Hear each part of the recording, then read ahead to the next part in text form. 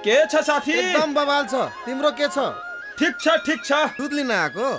अरे छिटो आऊ। ए ल ल ल। ए दाइ हाल दिए। ल हुन्छ। छिटो दुध हाल दिनु। के को हतार? आऊ बस। अनि मैले त सुने थिए तिमी विदेश जान लागेछौ। अरे मेरो छोड, तिम्रो भन। अरे मेरो त सबै भइसकेछ।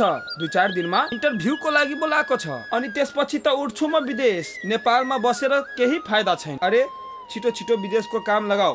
नभए गाउँमा बसेर हामीलाई पनि यसै दुध दुहुने गोबर उठाउने काम गर्नुपर्छ। मन्जुर छ तिमीलाई? हैन मलाई मन्जुर।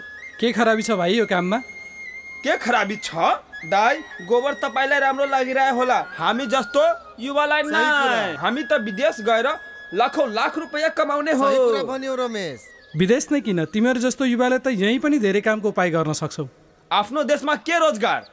कुनै काम छैन। जागिरको लागि यताबाट उता चक्कर काट्नु पर्छ। त विदेश जाने बाहेक कुनै उपाय छ?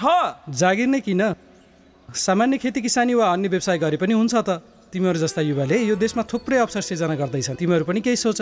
हामी सानो तिनो काम गर्नेवाला छैन।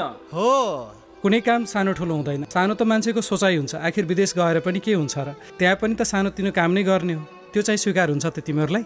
कुरा त यस्तो गरिराख्नु भएको छ दाइ कि विदेश गएर सबै कुरा भोगिसक्नु भएको छ। हो नि भाइ, म विदेश गएर सबै काम गरेर अन्त्यमा आफ्नै देशमा आफ्नै गाउँठाउँमा केही गर्छु भनेर फर्केँ।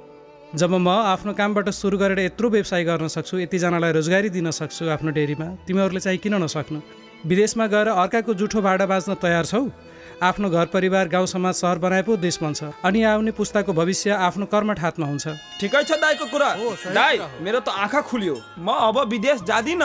आफ्नै देशमा बसेर कुनै न कुनै सानो होस् या ठुलो होस् व्यापार व्यवसाय चलाउँछु। डेरी नै खोल्छु, चिया पसल नै खोल्छु। के हुन्छ नि सुरज? रमेश हुन्छ। यदि मैले यति गर्न सक्छु भने तपाईहरूले पनि गर्न सक्नुहुन्छ। विदेश होइन, स्वदेश रोजौँ। आफ्नो रोजगारीको सिर्जना आफै गरौँ। मध्य प्रदेश सरकार आम संचार प्राधिकरण।